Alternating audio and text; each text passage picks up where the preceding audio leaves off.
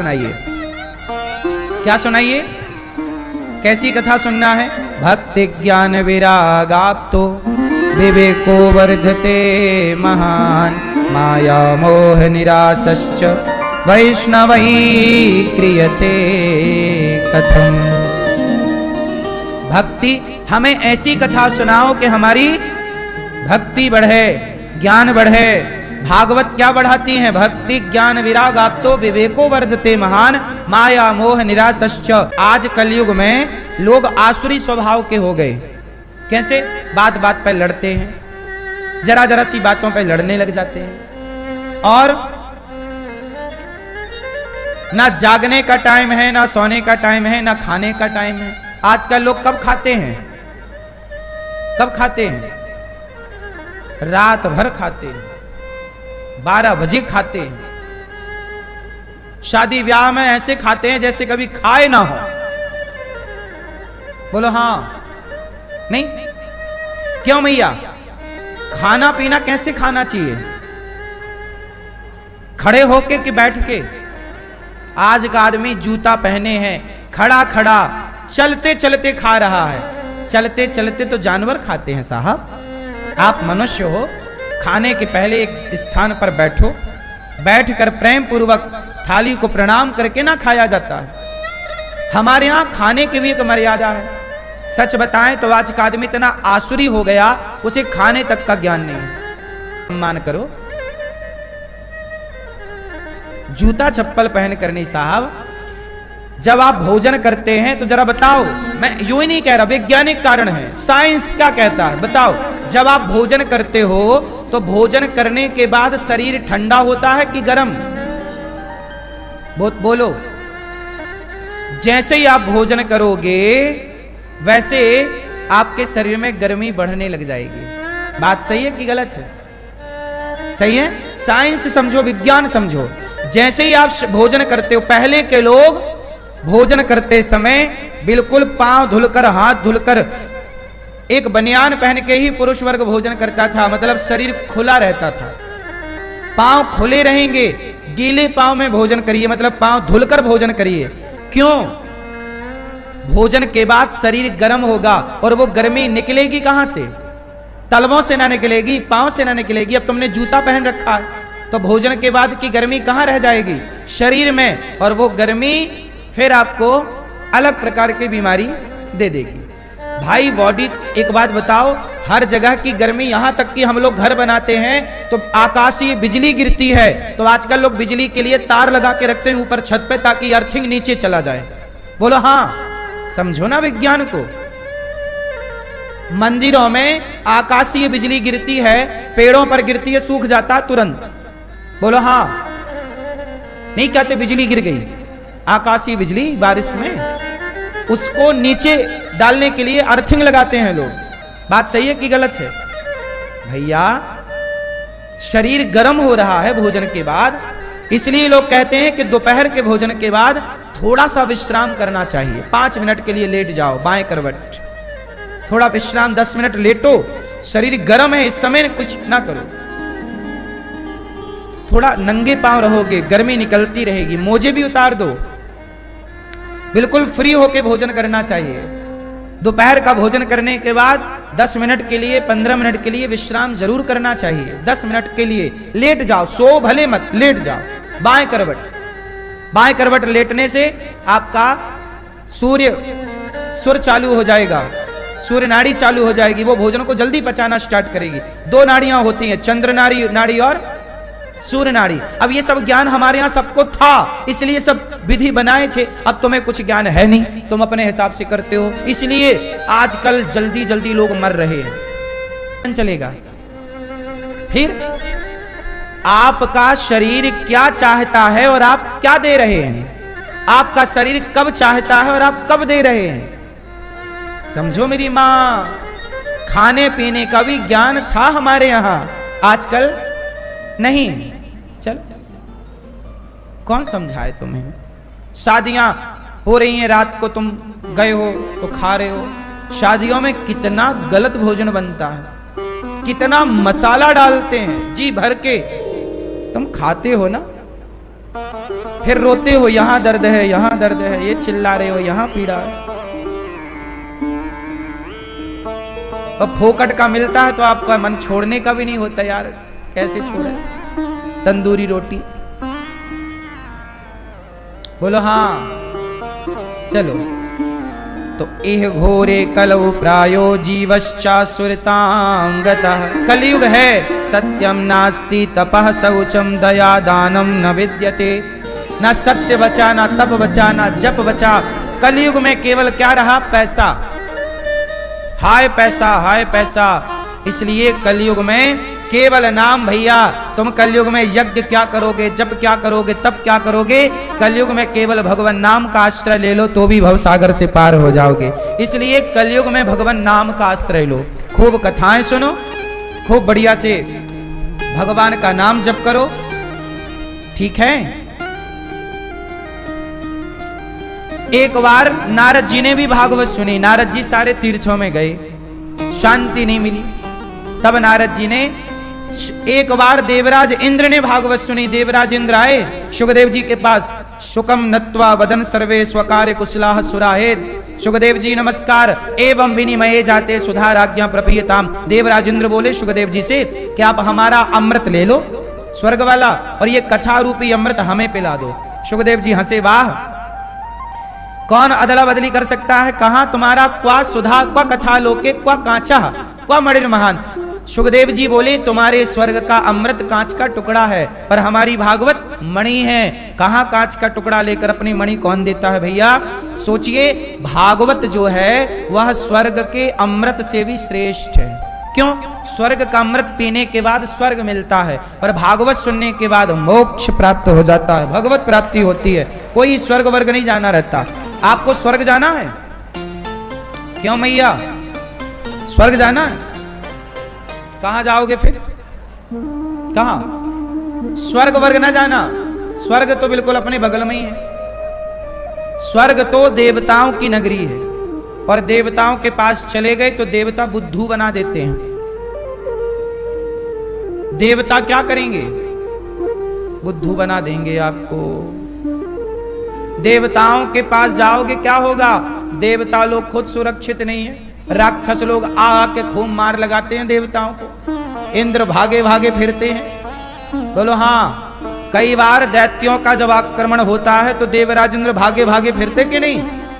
तो देवताओं का तो खुद का ठिकाना नहीं है। और स्वर्ग तुम और चले जाओगे, देवताओं के पीछे पीछे भागोगे, कोई राक्षस हमला कर देगा तो। इसलिए स्वर्ग वर्ग नहीं चलना अपने को।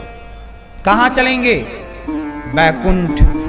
बैकुंठ में भगवान रहते हैं, स्वर्ग में देवता रहते हैं। अपना देवताओं से कोई काम नहीं है, देवताओं से अपना कोई काम नहीं। लिखा ना हनुमान चालीसा में, और देवता चित्त ना धरई। देवताओं को चित्त में धरने की जरूरत क्यों? मैया, ओ लाल मैया, काहे खड़ी हो मेरी माँ? गुलाबी मैया जा रही हो? टाटा।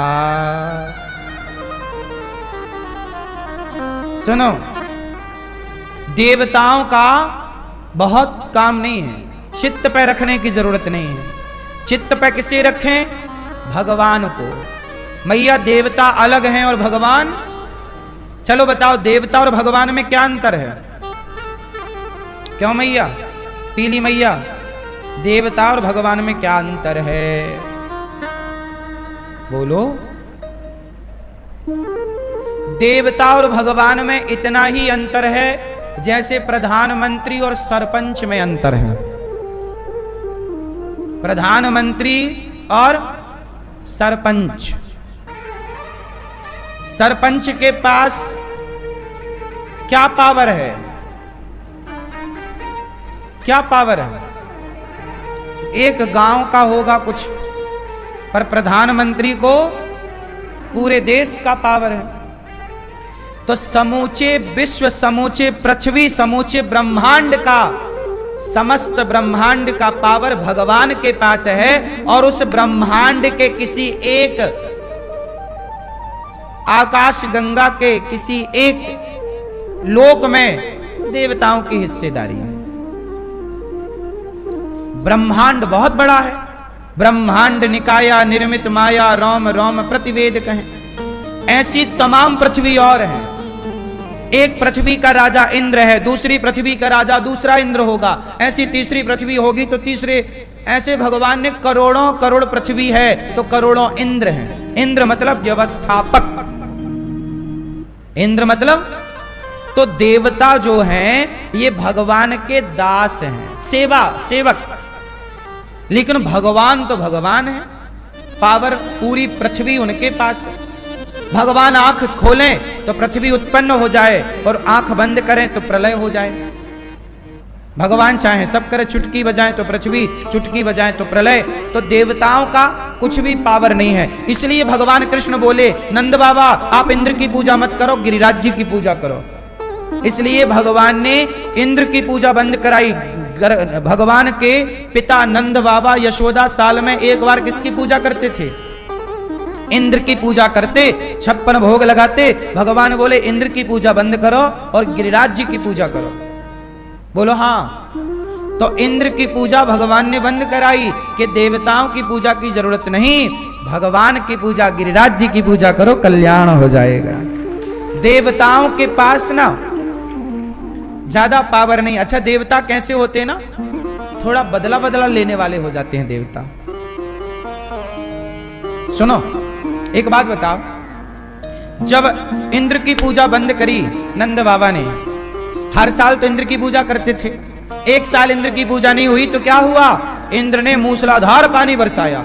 इंद्र ने एक बार भी नहीं सोचा कि यार हर साल हमारी पूजा करी है, अपने ही तो भक्त हैं, क्यों डुबाना। बोले नहीं, इन्हें डुबाओ। ये है लो, इंद्र की देवताओं की पूजा करो और नहीं करो तो ये चढ़ाई कर देते हैं, चढ़ बैठते हैं। बोलो हाँ कि ना। इसलिए हम सनातनी ना देवताओं की पूजा ही नहीं करते। कहां देवताओं का मंदिर है, कहीं बताओ? है ही नहीं। हम लोग किसकी पूजा करते हैं? भगवान की। क्योंकि देवताओं की पूजा नहीं करोगे तो देवता इंद्र ने चढ़ाई कर दी मूसलाधार पानी बरसा के। देवताओं की गलती हो जाए तो वो चढ़ाई कर देते हैं, पर भगवान से, हमसे कोई गलती भगवान के लिए हो जाए तो भगवान कभी गलती नहीं देखते। पूतना तो जहर पिलाने गई लेकिन उसको भी तार दिया भगवान ने, ऐसे दयावान भगवान है। तो भगवान कभी गलतियां नहीं देखते, जबकि देवता हमारी गलतियां देखते। इसलिए कहता हूं कि और देवता चित्त ना धरई। देवताओं को इसलिए हनुमान जी ने चित्त में किसे रखा है? सदा वसंतम हृदयारविंदे भवम भवानी। भगवान शंकर भी अपने चित्त पर राम सीता को रखते हैं, हनुमान जी भी अपने चित्त पर राम सीता को रखते हैं। आप भी भगवान को अपने चित्त पर रखिए। भगवान मिल गए तो फिर देवता तो आगे पीछे डोलेंगे, इसमें क्या? हाँ या ना? तो बात समझ में आई कि नहीं? भगवान कभी ये नहीं देखते कि मेरे भक्त ने ये गलती की है। अजामिल पापी था या नहीं? जोर से मैया, अजामिल पापी था? क्यों मैया? इतना बड़ा पापी था कि अपनी पत्नी को छोड़कर पराई औरत के संग रहता था। इतना बड़ा पापी था कि चोरी करता था, डाका डालता था, हर गलत काम अजामिल करता था। लेकिन उस अजामिल के बेटे का नाम नारायण होने से उसके मृत्यु के समय उसने अपने पुत्र को बुलाया बेटा नारायण। तो धोखे से बेटे को नारायण नाम से बुलाया तो भगवान नारायण ने सुन लिया कि भक्त बुला रहा। देखो ये भगवान है, इन्हें तो तारने का बहाना चाहिए। भगवान को तो तारने का बहाना चाहिए और देवताओं को मारने का बहाना चाहिए। शनि मारे डाल रहा है, राहु मारे डाल रहा है, केतु मारे डाल रहा है। बोलो हाँ। मंगल मारे डाल रहा है। ये सब देवता आपकी कुंडली में बैठ बैठ के डसते रहते हैं। इसलिए हम कहते हैं कुंडली में तुम कहीं भी बैठो, देवता बैठे रहो, पर हमारे चित्त में तो नारायण बैठेंगे। जब हमारे चित्त पे नारायण बैठेंगे तो कुंडली में बैठे देवता कर क्या लेंगे? बोलो हाँ। जिसके चित्त पे नारायण बैठ जाते हैं फिर कुंडली के देवता उन्हें परेशान, वरना चित्त पे नारायण ना हो तो फिर शनि ही लिए रहता है गैर में। बोलो हाँ। फिर चढ़ाते रहो तेल। क्यों मैया? इसलिए देवताओं से डरने का नहीं, अपने भगवान श्रीमन नारायण पे भरोसा रखने का। जा पर कृपा राम की होई, ता पर कृपा करें सब कोई। जब भगवान की कृपा होती है तो सारे देवता भी अनुकूल हो जाते हैं। जोग लगन ग्रह बार तिथि सकल भय अनुकूल। भगवान आ रहे हैं ना, जब चित्त में तो सब अनुकूल हो जाएंगे। और भगवान चित्त में ना हो तो तुम्हारे अपने भी प्रतिकूल हो जाते, तुम्हारा बाप भी तुम्हें फिर भजता नहीं है। ग्रहों देवताओं की तो छोड़ो, बोले सही है। इसलिए मेरी मां, भगवान को हृदय में रखो। भगवान है तो सब हैं। हाथी के पांव में सबके पांव आ गए। भगवान नारायण जो भगवान की उपासना करता है, भगवान की श्रेणी में कितने लोग आते हैं? सुनो, हमारे यहां भगवान की श्रेणी में 5, ये 5 भगवान के ही अंग है। बहुत क्लियर समझ लो, कंफ्यूज ना हो तुम, बाद में कंफ्यूज ना हो जाओ। सुनो, भगवान की श्रेणी में कितने हैं? 5। और ये 5 नहीं है, 1 है। क्योंकि जैसे हमारा हाथ 1 है, पर एक हाथ में उंगलियां 5 हैं। उंगलियां 5 हैं पर हाथ 1 है। उसी तरह ईश्वर 1 है, पर एक परमात्मा 5 भागों में विभक्त है। क्या है वो 5? हमें इसी को कहते हैं पंचदेव उपासना।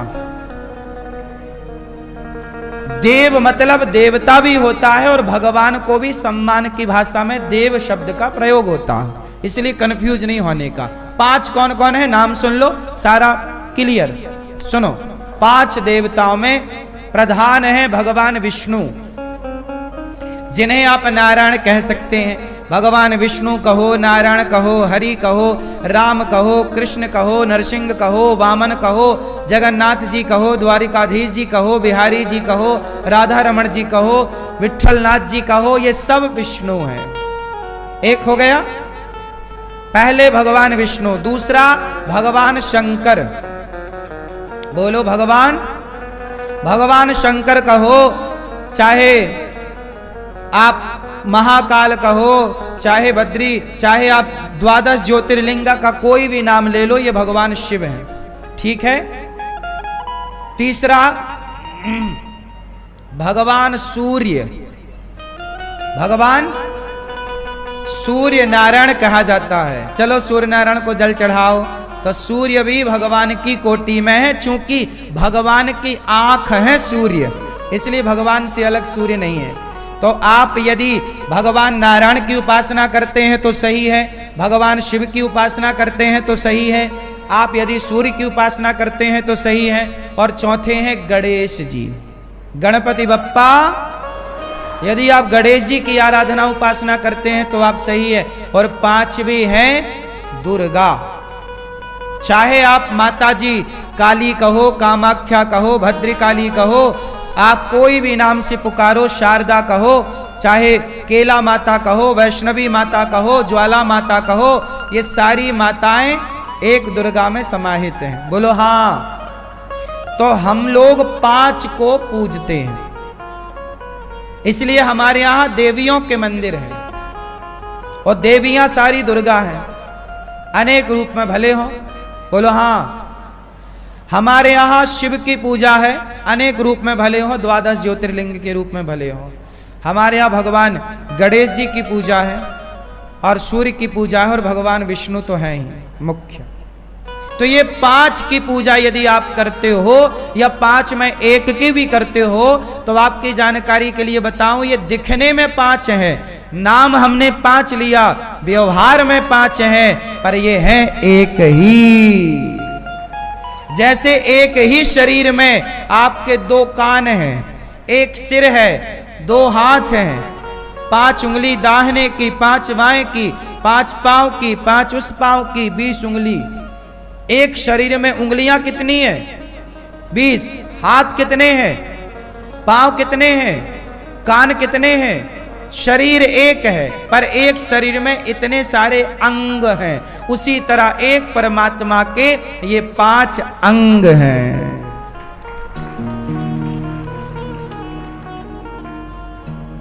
बोलो हाँ कि ना?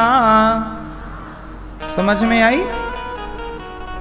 यदि आप इन 5 के अतिरिक्त किसी छठे की पूजा करते हैं तो आप गलत हैं। फिर आप क्या हैं? गलत हैं।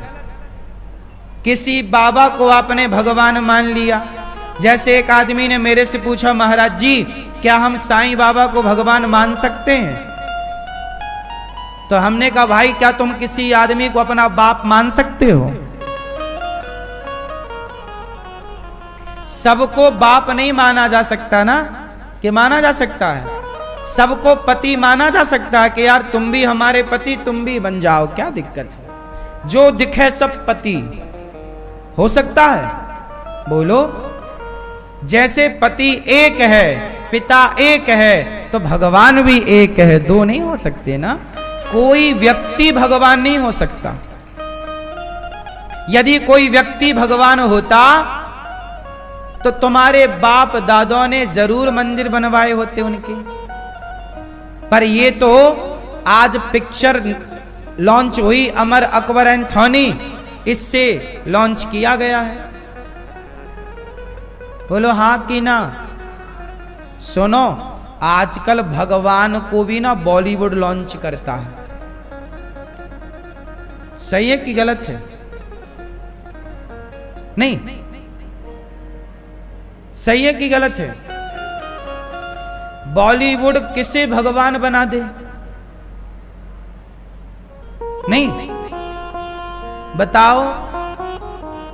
साईं बाबा की सबसे पहले पिक्चर ही तो आई थी, अमर अकबर एंथोनी, उसमें ही ना जिक्र है। उसके पहले कौन जानता था? सही है कि गलत है? अब तुम ना जानना चाहो, ना समझना चाहो, अपनी जिद पर रहो तो रहे आओ, हमें क्या है। लेकिन हम तो ये बताएंगे कि कोई व्यक्ति साधु हो सकता है, संत हो सकता है, कोई व्यक्ति कभी भगवान नहीं हो सकता। भगवान तो भगवान है ना, सबको भगवान। सब प्रधानमंत्री हो सकते हैं क्या? नहीं हो सकते। सब पति हो सकते हैं क्या? नहीं हो सकते। अब आप कहो गुरुजी हमारी तो आस्था है, तो चलो भैया आप पीतल खरीद लो 1 तोला या 1 किलो, और आप ये भाव रखो कि सोना है। तो क्या आपके भाव से पीतल सोना हो जाएगा? अरे महाराज जी हमारी तो आस्था है, तो भैया आस्था है तो पीतल सोना हो जाए। आस्था अलग जगह है। आस्था भी वैदिक होनी चाहिए। सुनो, आस्था भी मनमुखी नहीं होनी चाहिए। बात सही है कि गलत है?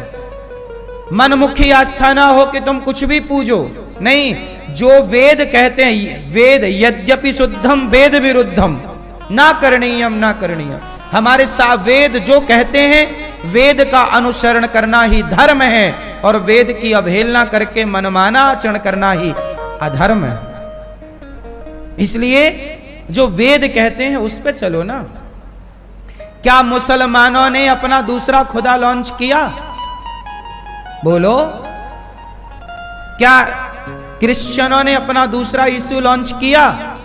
लेकिन हिंदुओं ने अपने भगवान लॉन्च कर दिए। तब तो हिंदुओं का पतन होता है। हमारे हिंदुओं में जिसे जो अच्छा लगता है वो करता है। सुनो, तुम्हारे अच्छे लगने से मतलब नहीं है। जो गीता कहती है, जो वेद कहते हैं वो करना चाहिए, मनमाना आचरण नहीं। मुसलमान वही करता है जो कुरान कहती है। कुछ काम ऐसे हैं कि जो मनमाना वो भी करते होंगे, लेकिन उन्होंने अपना खुदा तो एक ही रखा है। बोलो हाँ। हमारे यहां भी ईश्वर एक है, लेकिन ईश्वर एक होने पर भी हम लोगों ने उस एक की सत्ता को समझने में बड़ी गलती कर दी। हमारे यहां देवता हैं बहुत, देवता व्यवस्थापक हैं। भगवान कितने हमारे यहां सनातन में कितने भगवान हैं? बोलो जोर से। जब एक ईश्वर है तो दूसरा कहां से आएगा? और दूसरा हो जाएगा तो फिर व्यवस्था बनेगी कि बिगड़ेगी? और आज वही हुआ सनातन में। आज हमारा सनातन बट गया, और तो छोड़ो भगवान के नाम पे बटा हुआ है। और ये सारा बंटवारा केवल इसलिए है कि अज्ञान है। उस अज्ञान को मिटाए कौन? कोई मिटाना ही नहीं चाहता। बोलो हां।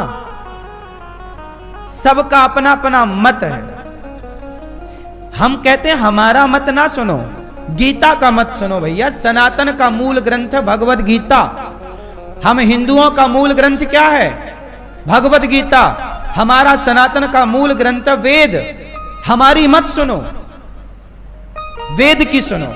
गीता क्या कहती है? गीता कहती है कि कृष्ण भगवान है, कृष्णस्तु भगवान स्वयं। गीता कहती है।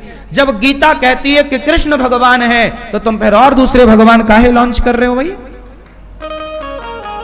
और हिंदू जानता समझता नहीं, उसे बेचारे को जैसा जिसने कहा बाबा जी को मानना स्टार्ट कर दिया।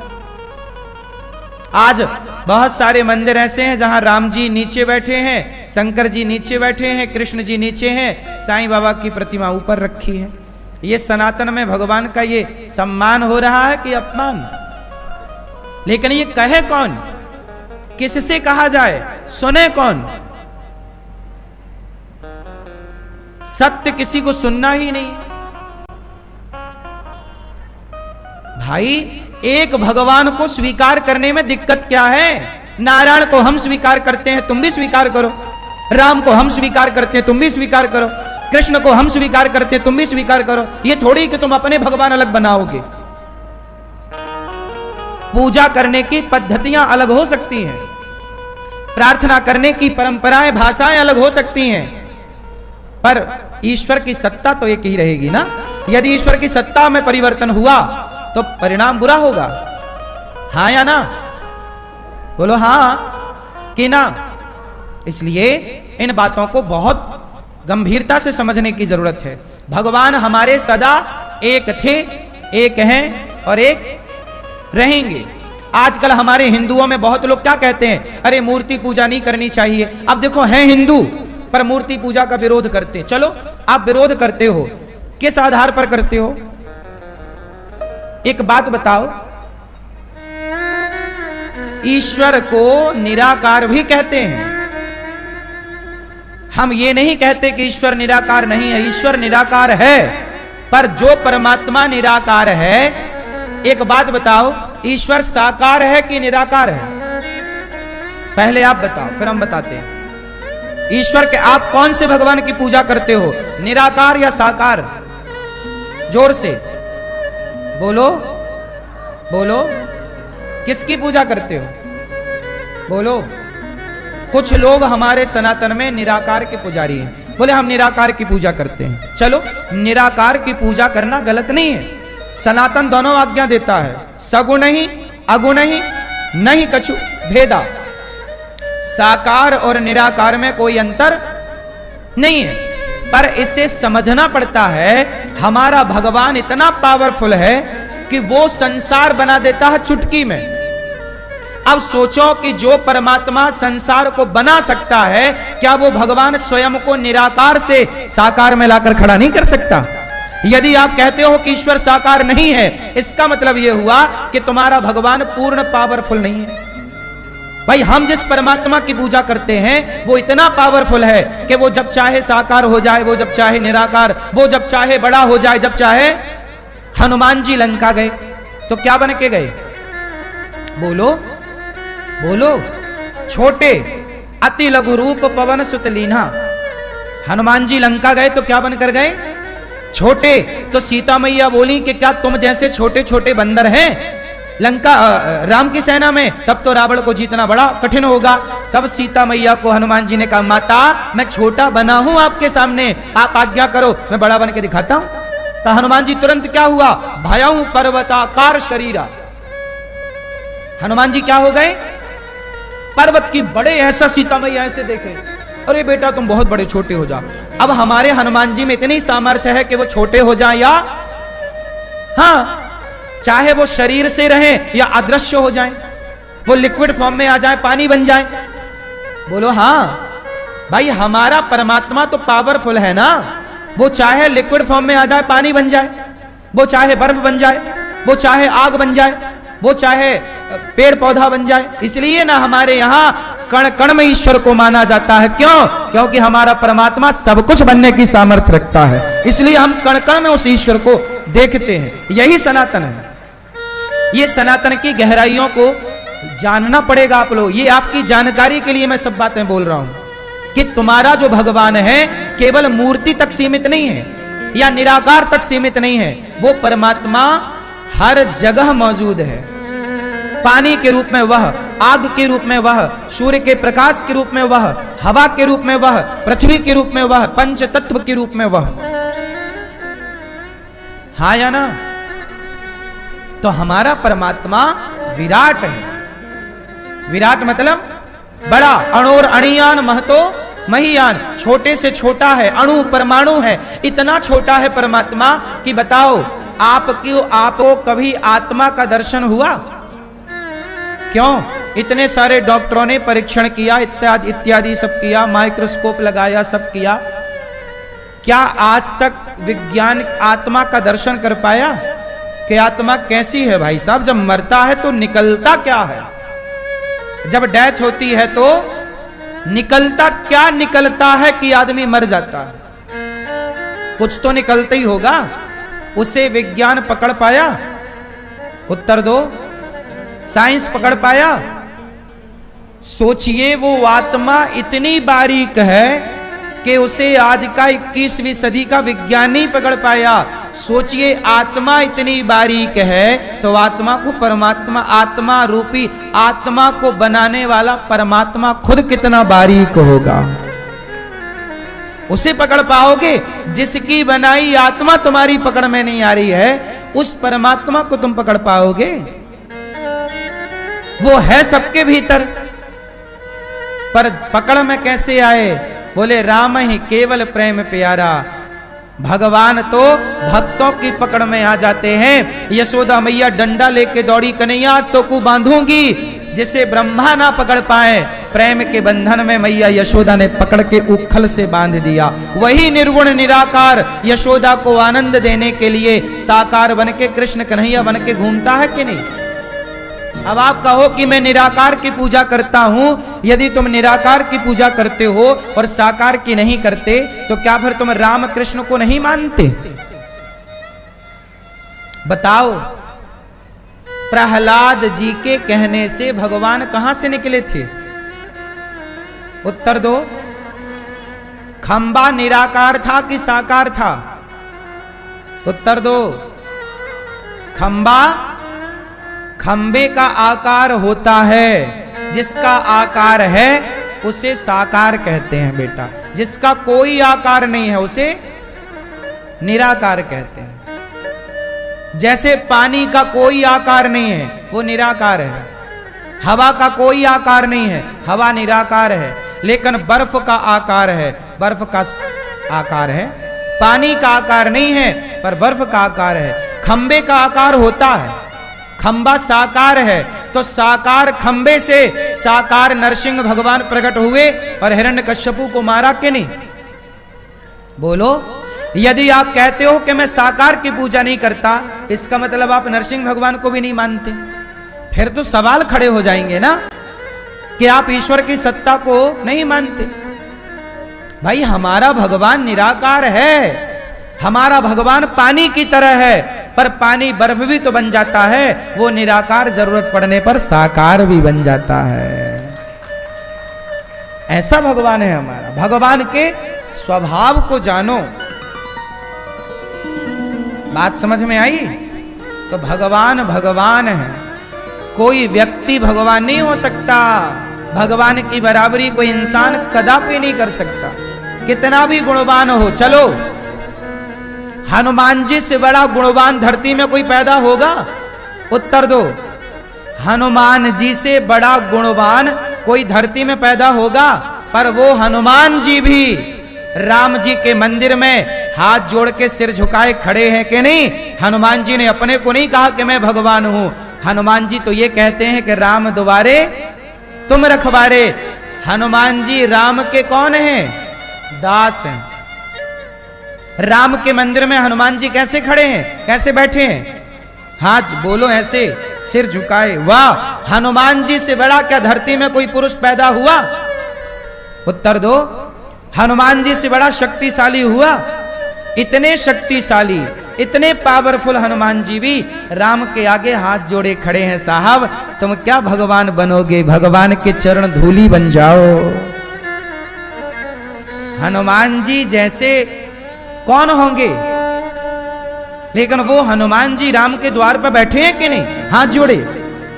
समझते नहीं हो यार, भगवान भगवान है भाई, हल्के में मत लो। तुम समझ ही नहीं पाए। हनुमान जी भी अपने को राम का भक्त कहते हैं। अपने को क्या बताते हैं हनुमान जी? राम का भक्त। अब बताओ, ऐसे हनुमान जी को हम बार बार प्रणाम करें और हनुमान जी से बहुत कुछ सीखें, बहुत कुछ ज्ञान लें। अपने झूठी घमंड में ना जीने लग जाएं, झूठे घमंड में ही ना रहने लग जाएं। एक बार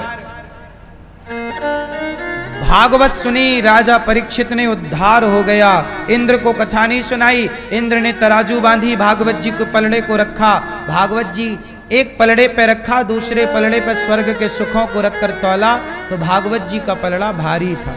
भागवत जी की बराबरी कोई नहीं कर सकता। भागवत कौन है? प्रत्यक्ष भगवान का वांगमय स्वरूप है भागवत जी। अब इंद्र का अभिमान समाप्त हुआ, तब भागवत से भगवान प्रकट हो गए। बोलिए भागवत भगवान की जय जय श्री राम। भगवान प्रकट हो गए, इंद्र का अभिमान चूर चूर किया। एक बार नारद जी ने समस्त तीर्थों का भ्रमण किया, पर शांति नहीं मिली।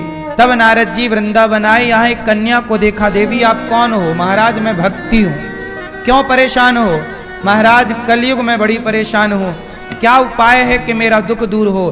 तब नारद जी बड़े परेशान भये। सनकादियों ने कहा कि भक्ति महारानी को भागवत सुनवाओ, तब जाके दुख दूर होगा। जब नारद जी ने सनकादियों से हरिद्वार में भागवत की कथा सुनवाई, सोचिए भागवत की कथा जब भक्ति ज्ञान वैराग्य ने सुनी तो उनका दुख दूर हो गया भागवत से। तो हमारा और आपका दुख दूर नहीं दूर हो जाएगा? इसलिए भागवत सुनने वाला कभी दुखी नहीं है, बस ठीक ठीक से सुने और उतारे जीवन में, चरितार्थ करे। भागवत की महिमा सुनी और भक्ति महारानी ताता थैया करके नाचने लग गईं। भक्ति सुतौ तौ तरुणौ गृहीत्वा प्रेमैक रूपा सहसा विरासे। श्री कृष्ण गोविंद हरे मुरारी, हे नाथ नारायण वासुदेव नाथेति नाम। हे प्रभु आप की जय हो, मैं कहाँ बैठूं? भगवान के भक्तों ने कहा जाओ भक्तों के हृदय में जाकर बैठ जाओ। भक्ति कहाँ है? जो कथा सुनते हैं उन्हीं के हृदय में भक्ति है, जो कथा नहीं सुनते उनके पास भक्ति का क्या काम? भागवत सुन के भक्ति ज्ञान वैराग्य का दुख दूर हो गया। इसलिए भागवत सुनो मेरी माँ, तुम्हारा दुख दूर कौन कर सकता है?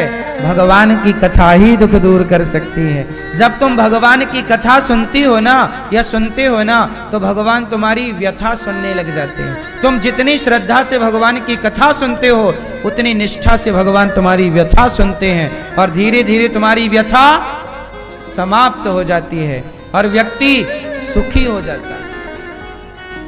हनुमान जी क्या सुनते हैं? राम कथा सुनवे को रसिया, राम लखन सीता मन। हनुमान जी तो क्या सुनते हैं? राम की। बिना कथा के हनुमान जी जिंदा नहीं रह सकते।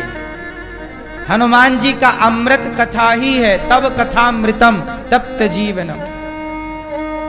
क्या करें, कथा के बिना जी ही नहीं सकते। जैसे ये दास अनिरुद्ध बिना सुने कथा और बिना सुनवाए आपको सुनवाए हम रह ही नहीं सकते। कथा सुने ना, सुनाए ना, सुने ना तो रोटी ना पचे। हमारा तो भोजन भी पचता है तो कथा सुना के। हम अपना भोजन कथा सुनाकर या सुनकर पचाते हैं। भोजन काम करके, सेवा करके पचता, हमारा भोजन बकवास में नहीं पचता। आप लोग, कुछ लोग हैं खाए पिए पंचायत करने लग गए। पंचायत में तुम्हारी रोटियां पचती हैं? नहीं, पंचायत में ना पचाओ, भोजन करो और भजन करो। पहले आपने क्या पढ़ा? का कि खा? पहले क्या पढ़ा आप लोगों ने? का। फिर क्या पढ़ा? खा। पहले कृष्ण का भजन कर, फिर खा। पहले ही मत खा। का खा, फिर गा। खा के सो मत जा, गा भगवान का नाम गा, कथा गा। यदि गाएगा तो घा अपने असली घर को प्राप्त कर लेगा, अपने असली सुख को पा जाएगा। का खा गा घा, 4 ही अक्षर आते हैं, हमसे आगे नहीं आता। इतनी में काम हो गया ना। का मतलब कृष्ण का भजन। बोलो मेरी मां। सो गई मेरी मां। का मतलब कृष्ण का भजन कर। का मतलब कृष्ण का भजन कर, और भजन करके खा। का खा, और खा के सो मत जा, गा। राम का नाम, कृष्ण का नाम गा। गा भैया थोड़ा, है ना। और गाएगा तो घा, अपने असली घर को पाएगा। तो भैया क्या करना चाहिए? गाना चाहिए। गाओ। पापी व्यक्ति को तार सकती है? बोले हाँ, कितना भी बड़ा पापी क्यों ना हो। ये मानवः पापकृतस्तु सर्वदा सदा दुराचार रता विमार्गिगाः क्रोधाग्नि दग्धः कुटिलाश्च कामिनः सप्ताह यज्ञेन कलौ पुनन्ति ते। कितना भी बड़ा पापी हो मैया, भागवत सुन के तर जाएगा। मैया बैठ जाओ मैया, भजन पूरा हो गया। जा रही हो मेरी माँ? तो बैठो बैठो भैया। सबको अलग अलग कहना ना पड़े मेरी माँ, एक बार में ही बैठ जाओ। ओ भैया आप भी बैठो सरकार। हाथ जोड़ विनती करूं, सुनियो चित्त लगाए। बैठो।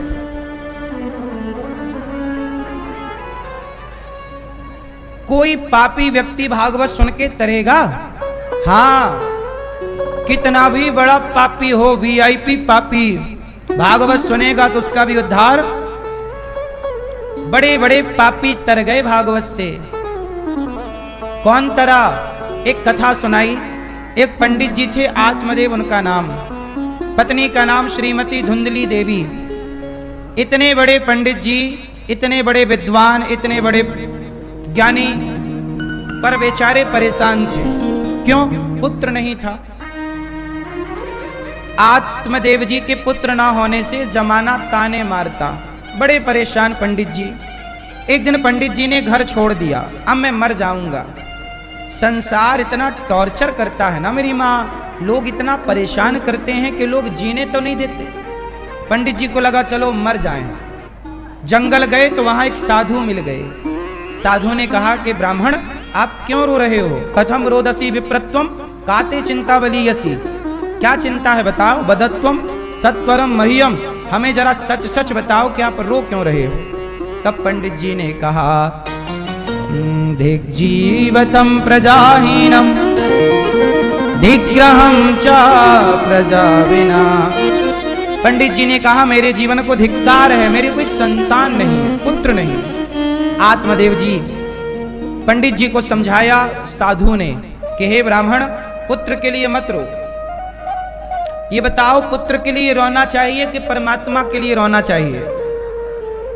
पुत्र के लिए रोएंगे तो केवल आंसू मिलेंगे, पुत्र मिलेगा इसकी गारंटी नहीं है। पर परमात्मा के लिए रोएंगे तो परमात्मा मिल गए तो फिर सब कुछ मिल गया, क्या चाहिए?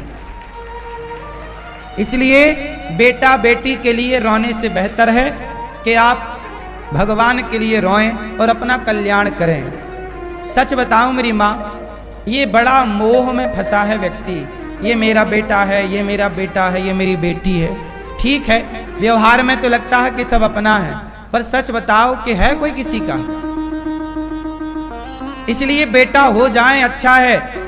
हम कहते हैं भगवान करे आपके 10-10 बेटा हो, हर साल बेटा हो, हमें क्या दिक्कत है? लेकिन बेटा ना हो तो परेशान ना होइए। क्यों मेरी मां? बेटा ना हो तो रोइए मत, क्योंकि बेटा हो जाएगा तो होके भी क्या करेगा? बहुत सारे माओ के बेटा है जिनके 4-4 बेटा है ना, उनकी माता गौरी गोपाल वृद्धाश्रम में रह रही हैं 4 साल से, एक बार भी बेटों ने फोन नहीं लगाया।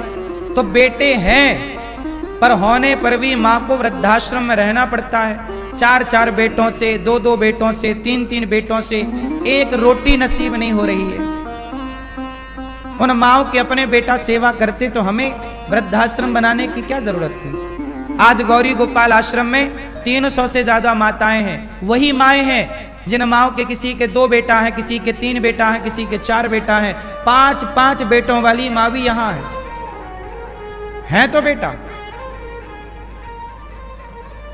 इसलिए जितना बेटों के लिए रोते हो इतना भगवान के लिए रो, कल्याण हो जाएगा। बेटा होगा भी तो क्या करेगा? है तो बेटा। माताएं हैं तो वृद्धाश्रम में, क्या कर रहे हैं बेटे? एक बार भी फोन लगा के माँ से बात तक नहीं करते। माँ कैसी हो, कहाँ हो, क्या हो, आ जाओ घर, हम गलती स्वीकार कर रहे हैं, हमसे अपराध हो गया। कोई गलती की माफी नहीं, कोई स्वीकार करने को। माँ मर जाती है, हम लोग बेटों को फोन लगाते, भैया तुम्हारी माँ की मृत्यु होने वाली है, आ जाओ आखिरी दर्शन कर लो। मना कर देता बेटा, महाराज आप ही करना हमारे लिए, तो माँ मर गई। हमने कहा नहीं, अभी मरी नहीं है, जिंदा है। जब फाइनल मर जाती है तो भी फोन लगाते हैं, तो नहीं आता, कंधा देने नहीं आता, हम ही कंधा देते हैं। और माता की 13वीं भी गौरी गोपाल आश्रम में ही होती। ऐसी बेसहारा माँ को अपनी औलाद रोटी नहीं दे रही है। ये दास अनिरुद्ध आप लोगों से भिक्षा मांग मांग कर इन वृद्ध माओं की सेवा करता है। आपका बड़ा धन्यवाद करूं कि आप सब सहयोग करते हो, तो ऐसी 300 वृद्ध माओं की सेवा गौरी गोपाल में हो पा रही है। 300 से अधिक माएं हैं। क्या करें अब हम, क्या कहें, किसको कहें? बड़ा कष्ट है। ये मैया आई हैं, आज देखो ये बैठी हैं एक माँ। यहां रोज कोई ना कोई माँ आती है। मैं आप किस किस माँ का दर्द आपको बताऊं, किस किस माँ की पीड़ा बताऊं, क्या क्या बताऊं। जिन बच्चों के लिए माँ रोती रहती, जिन बच्चों के लिए सारा काम करती, वही बच्चे आज पराये से हो गए, एक बार भी देखने नहीं आते। आप लोग रोते हो कि एक बेटा हो जाए, एक बेटा हो जाए। क्या कर, बेटे के चक्कर में ना पड़, बेटे के चक्कर में ना पड़। आत्मदेव नहीं माने, एक बेटा की जिद की, संत ने को फल दिया, फल को खिलाया धुंधली को, धुंधली ने खाया नहीं, बहन को वो फल गैया को खिला दिया। गाय को बच्चा हुआ, नाम रखा गौकर्ण। बहन को बच्चा हुआ, पैसों में बच्चा खरीद लिया, नाम रखा धुंधकारी। धुंधकारी बड़ा हुआ तो अपने पिता आत्मदेव को, माता धुंधली को खूब मार लगाई। भगवान ने बेटा नहीं दिया था तो इसलिए नहीं दिया था कि तुम्हारा बेटा तुम्हें बहुत कष्ट देगा, लेकिन माने नहीं विधि के विधान को। पर आपने जिद की और आप मिल गया तो रुला रहा है, खून के आंसू रुला रहा है। इसलिए बेटा ना होए तो भी ईश्वर का धन्यवाद, नहीं दिया तो ईश्वर ने कुछ जान कर ही नहीं दिया, क्योंकि जिनके हैं वो माएं भी बहुत दुखी हैं। इस बात से दुखी हैं कि ऐसा नालायक बेटा क्यों है। एक माँ तो मेरे पास रहती हैं, यहां आई गौरी गोपाल में, उनका बेटा उन पर मिट्टी का तेल डाल चुका था। मैया भागी, सड़क के घर के बाहर निकली, द्वार पर आई, माचिस लेके निकला, मतलब माँ को जिंदा मिट्टी का तेल कैरोसिन डाल के आग लगाने वाला। तब पड़ोसियों ने पकड़ा और माँ को बचाया, और आज भी वो माँ को लगभग 5 वर्ष हो गए, आज भी वो माँ गौरी गोपाल में रहती है। सोचिए, औलाद अपनी माँ को जिंदा जला रहा था बेटा, ऐसी माँ को लोगों ने पकड़कर यहाँ दे दिया, और आज ये दास उस माँ का बेटा बनकर सेवा कर रहा है। ऐसी माँ की हमारे साथ पैसा नहीं जाता, लेकिन हमारे साथ दुआएं जाती हैं, हमारे साथ पुण्य जाता है। आप जितने लोग बैठे हो 1 रुपया ना ले जाओगे, लेकिन जो आप पुण्य करोगे वो आपके संग जाएगा। इसलिए कहता हूं, पुण्य करना सीखो। और मुझे लगता है कि इन बेसहारा माओ का सहारा बन जाने से बड़ा कोई पुण्य नहीं है कि आप भी इन माओ को भोजन कराओ, कि आज ये माओ को हम भोजन कराएंगे, आज का दूध की व्यवस्था हमारी ओर से, आज के भोजन की व्यवस्था हमारी ओर से। इन माओ के लिए एक माँ को गोद आप लो, जैसे ये माँ आई आप गोद लो कि भाई ये माँ आई, इसका कोई बेटा नहीं है, मैं सदा बेटा बनकर इस माँ का, बेटी बनकर माँ की, मैं सदा माँ की सेवा करूंगी। जब तक माँ रहेंगी गौरी गोपाल में मैं सेवा करूंगी। यही ना सेवा है। हम सब मिल बांट कर सेवा करें, हम सब मिल बांट कर क्या करें? सेवा। सोचो, आपका दोस्त आपके साथ बैठता है ना, तो वो कहता है यार एक पैक लगा लो, तुम्हें शराब पीने की प्रेरणा देता है। तुम्हारा दोस्त तुम्हारे साथ बैठता है, तुम्हें सिगरेट पिलाना सिखा देता है, दारू पीना सिखा देता है, चरस लेना सिखा देता है, अफीम लेना सिखा देता है। लेकिन आप मेरे साथ बैठोगे तो मैं आपको सेवा करना सिखा दूंगा कि भाई तुम्हारी कमाई, तुम्हारा पैसा शराब में खर्च हो रहा है, जुए में खर्च हो रहा, सिगरेट तंबाकू में खर्च हो रहा। आज मैं कहूं कि मेरे दोस्त बन जाओ और मेरी बात मानो और अपना पैसा किसी माँ की भूख मिटाने में खर्च करो। 2 पैसा दोगे तो इन माँ को रोटी मिल जाएगी। इनके अपनों ने तो घर से निकाल दिया, अब आगे की पूरी जिम्मेदारी हमारी है या नहीं? हम सबकी है या नहीं? कल को ये बीमार हो जाए, अभी मैया का देखो एक पाँव नहीं काम कर रहा, एक हाथ नहीं काम कर रहा। इन माओ के लिए हमें और कार्यकर्ता लगाना पड़ते, महिला कार्यकर्ता लगाना पड़ता है, ताकि इन माओ को, कुछ माएं बिस्तर पे पड़े पड़े मलमूत्र करती हैं। भाई वृद्धावस्था है ना, बेटा तो आ नहीं रहा है लेने कि सेवा कर ले, नहीं करता तो हमें करना पड़ेगी। तो हमने महिला कार्यकर्ताओं को लगाया है जो माओ को समय से नहलाए, माँ को कपड़ा साफ करे, माँ के कपड़े धुले, माँ नहीं नहा पाती तो नहलाए, तेल लगाए, कंघी करे, कपड़े बदले, समय पर दवाई दे। ये सब जिम्मेदारी अब हमारी है कि नहीं? हम तो अपनी जिम्मेदारी से नहीं भाग रहे हैं, जबकि इन माओ से हमारा खून का कोई रिश्ता नहीं है, फिर भी हम जिम्मेदारी निभा रहे हैं। लेकिन जिन माओ के अपने बेटों का रिश्ता है वो बेटे भाग रहे हैं जिम्मेदारियों से। इसलिए आप लोग भी इस जिम्मेदारी से भागिए मत, कम से कम माँ को एक दिन का भोजन कराइए कि आज हमारी तरफ से माँ को भोजन, आज हम एक माँ को गोद लेंगे। इन माओ के लिए आप कमरा बनवा कर दे सकते हैं कि मैं एक कमरे की सेवा लेती हूँ या लेता हूँ कि मेरे कमरे में ये बेसहारा वृद्ध माएं रहेंगी। प्रिय भक्तों, धुंधकारी ने अपने बाप को मारा, इतना मारा कि पिता रोने लग गए। तब गौकर्ण जी ने उपदेश किया, देहे स्थिमांस रुधिरे विमतिम त्यजत्वम जाया सुतादिसु सदा ममतां विमुंच्य पश्यान्निसं जगदिदं क्षणभंग निष्ठम वैराग्य राग रसिको भव भक्ति निष्ठा। गौकर्ण जी जो गाय का बेटा था, उसने जब अपने बाप को पिटते हुए देखा अपने भाई से तो रोका, धुंधकारी को समझा के विदा किया। आत्मदेव जी रोने लगे कि बेटे ने मारा है। तब गौकर्ण जी ने कहा कि पिताजी आप क्यों रोते हो कि ये मेरा बेटा है, कोई किसी का नहीं संसार में, सच बताओ है कोई किसी का? और तो छोड़ो साहब, हमारा शरीर भी हमारा सगा नहीं है। हो तो बताओ, तुम मरोगे तुम्हारा शरीर तुम्हारा साथ देगा? केवल चिता तक साथ देगा, शरीर जलने में। परिवार के लोग शमशान तक साथ देते हैं, पत्नी दरवाजे तक साथ देती है, पैसा तिजोरी तक साथ देगा। बोलो हाँ। कौन जाता है हमारे साथ? बताओ, हम मरेंगे तो हमारे साथ कौन जाएगा? सेवा कथा रसमहो नितराम पिबत्वम। गौकर्ण जी ने पिताजी से कहा, पिताजी जीव अपना कल्याण चाहता है तो सेवा करे और भगवान की कथा का रसपान करे, कीर्तन करे, भजन करे, इसी से उसका भला होगा। वरना संसार के दलदल में फंसकर व्यक्ति सिर्फ पछताएगा, कष्ट पाएगा, इससे ज्यादा कुछ नहीं। सही है ना? आत्मदेव जी के ज्ञान से, गौकर्ण जी के ज्ञान से आत्मदेव जी का कल्याण हुआ। धुंधकारी ने मां को मारा, धुंधली कुएं में कूद कर मर गई। तब धुंधकारी ने 5 वैश्याओं को घर में ले आया। जब बाप मर गया धुंधकारी का, मां मर गई, तो धुंधकारी ने क्या किया? 5 वैश्याओं को घर ले आया और 5 वैश्याओं के संग रहने लग गया। उन 5 वैश्याओं ने देखा कि धुंधकारी बहुत पैसा लेके आया, चोरी करता था, ज्यादा हाथ मार के आया है पैसा। तो धुंधकारी की पत्नियों ने धुंधकारी को खटिया से बांध दिया सोते हुए, और बांध दिया और गला दबा के मारने लग गई, और नहीं मरा तो जलते अंगार डाल दिए। धुंधकारी तड़प तड़प के मर गया। वैश्याएं पैसा लेके भाग गईं और धुंधकारी प्रेत बन गया। जो अपने माँ बाप को मारेगा, जो अपने माँ बाप पर अत्याचार करेगा, उस पुत्र की मुक्ति नहीं होती। याद रखिएगा इस बात को। मरने के बाद भी कहीं जाना पड़ता है रे बाबा। ये मत सोचना कि मर गए तो हो गए, नहीं, मरने के बाद भी दुर्गति होती है। मरने के बाद भी एक स्टेप है आगे, योनियां हैं, प्रेत योनियां। तब ना गोस्वामी जी कह रहे, भूत पिशाच निकट नहीं आवे महावीर जब। यदि भूत पिशाच ना होते तो गोस्वामी तुलसीदास जी क्यों कहते कि भूत पिशाच निकट नहीं आवे? मतलब प्रेत योनियां हैं।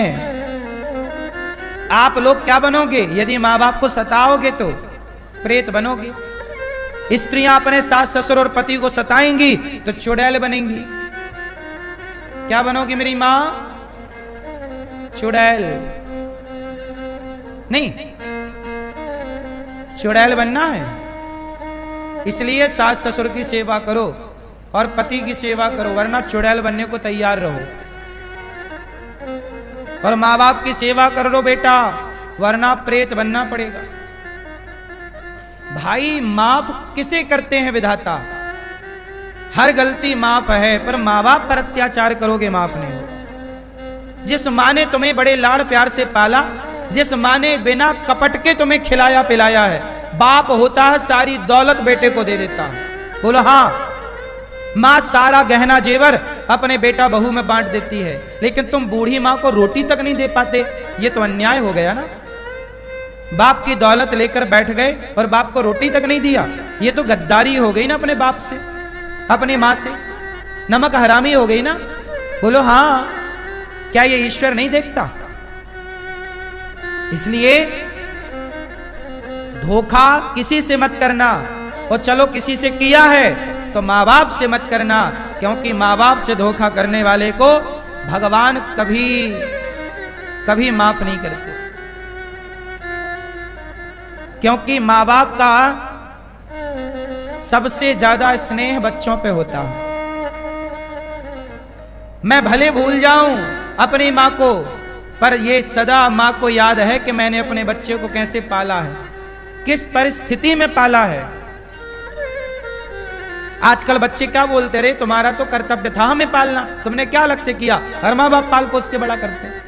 ये बोलते हैं आज के बच्चे, अपने माँ बाप से जबान लड़ाते हैं कि तुमने हमारे लिए किया ही क्या है। ये तो सब लोग पाल पोस के बड़ा करते हैं। वाह, मतलब ना हमारे गली का कुत्ता जो है, यदि वो रोटी खाता ना हमारी, तो पूरी रात चौकीदारी करता है। कुत्ता एक रोटी जिसकी खाता है उसके साथ वफादार होता है। लेकिन आज की औलादें कुत्तों से गई गुजरी हैं। जिस माँ के पेट से जन्म लेते हैं उसी माँ को धोखा दे देते हैं। भाई कुत्ता भी ऐसा नहीं है गली का जैसे आजकल बच्चे हैं। बोलो हाँ कि ना? भाई हमारी गली का कुत्ता तो ईमानदार है, रोटी खाता है तो चौकीदारी करके चुकाता है। बोलो हाँ कि ना? साहब अपने माँ बाप के प्रति ईमानदार रहो, सेवा से भागो मत, कदम पीछे ना ले जाओ। धुंधकारी मरा, प्रेत बना, तब गौकर्ण जी ने भागवत सुनवाई। ये वो भागवत है कि इंसान जीते जी क्या, मुर्दा मरने के बाद भटकी हुई योनि प्रेत आत्मा भी भागवत सुने, उसका भी उद्धार हो जाता है। इसलिए लोग पितरों की शांति के लिए भागवत सुनते हैं, पितरों के कल्याण के लिए भागवत कराते हैं। इसलिए आप भी अभी 26 जून से भागवत जी होंगी, तो आप भी अपने पितरों के लिए, पूर्वजों के लिए 26 जून से भागवत जी के पोथी पाठ बिठा सकते हैं। भागवत जी सुनना चाहिए। जीते जी हमारे बाप दादे, चलो हमारे हैं तो बाप दादे ना, चलो यदि उनका दुर्गति हुई होगी तो हम उनके लिए कुछ करें। हम पुत्रों का भी तो कुछ कर्तव्य है कि हम अपने माँ बाप की सदगति के लिए, दादा दादी पूर्वजों की सदगति के लिए कुछ ना करें, तो एक भागवत जी की पोथी पाठ ही करा लो। जरूरी है, जरूरी है साहब, बहुत जरूरी है। अच्छे काम जरूरी हैं, बुरे काम जरूरी नहीं है। प्रिय भक्तों, धुंधकारी को गौकर्ण जी ने भागवत सुनाई, उद्धार हुआ, प्रेत योनि से मुक्त हुआ। गौकर्ण जी ने दूसरी बार भागवत सुनाई और वहां जितने जीव जंतु थे सबका उद्धार भगवान ने प्रकट होकर गौकर्ण जी को हृदय से लगाया। सनकादियों के मध्य भगवान प्रकट हुए और सनकादियों ने भगवान का दर्शन किया, सब भगवत धाम गए। एक प्रश्न खड़ा हुआ कि भागवत श्रोता कैसे होने चाहिए, वक्ता कैसा हो और श्रोता कैसा हो। तो विरक्तो वैष्णवो विप्रो वेद शास्त्र विशुद्धिकृत दृष्टांत कुशलो धीरो वक्ता कार्योति निष्प्रहा। वक्ता कैसा हो, वक्ता विरक्त हो, सेवा करने वाला हो, और विप्र हो, और कथा बात को समझाने में कुशल हो, दृष्टांत कुशलो धीरो सहनशील हो। श्रोता कैसा हो, श्रोता केवल कथा सुनने वाला हो। कथा का मतलब कहानी नहीं है, कथा का मतलब किस्सा नहीं है। एक राजा था, एक रानी। कथा का मतलब ये नहीं, कथा का मतलब है संपूर्ण वो ज्ञान जो भक्ति, ज्ञान और वैराग्य से भरा है, जो एक एक शब्द आपके भीतर जा करके आपको भगवान के करीब ले जाने वाली जो बात है वो कथा ही है। भगवान के समीप ले जाने वाली हर बात कथा है। बात सही है? ऐसी कथा, इस तरह से धुंधकारी का भागवत सुन के उद्धार हुआ। आप लोगों से बस मेरी इतनी प्रार्थना है कि आप धुंधकारी ना बनिएगा, आप अपने माँ बाप का खूब आदर सम्मान करिएगा, पैसा कमाइएगा और पैसा को सेवा में लगाइएगा। वरना देखो, बच्चों को यदि आपने सेवा नहीं सिखाई तो बच्चे बिना सिखाए शराब पीने लग जाएंगे और पैसा खर्च होगा शराब में। इसलिए पैसा खर्च हो सेवा में वो अच्छा है कि पैसा खर्च हो शराब में वो अच्छा है? कहां खर्च होना चाहिए? तुम्हारा बेटा मेरी उम्र का है, तुम्हारा पोता मेरी उम्र का है, मैं भी चाहूं तो शराब पीने लग जाऊं तुम्हारे बेटे की तरह, सिगरेट पीने लग जाऊं, गाड़ियां यूं सड़क में दौड़ाऊं, लेकिन मैं ना तो अपने समय का दुरुपयोग करता, ना मैं 1 रुपए का दुरुपयोग करता। सोचिए, मुझे 1 रुपए मिल जाता है, मैं उस 1 रुपए को आप जो देते हो उसका भी सम्मान करता हूं कि इस 1 रुपए से हमारी माता की कोई ना कोई दवाई जरूर आ जाएगी। 1 रुपए की भी तो कोई टैबलेट आती होगी बाजार में, कोई ना कोई दवाई आ ही जाएगी, कुछ ना कुछ आ ही जाएगा। हम 1 रुपए का भी सम्मान करते हैं क्योंकि हम जानते हैं कि इतनी बड़ी व्यवस्था संभालना, गौरी गोपाल की 300 वृद्ध माएं, 304-5 वृद्ध माओं की सेवा करना, यह हंसी खेल नहीं है। गौरी गोपाल आश्रम में हजारों साधु संत भोजन करते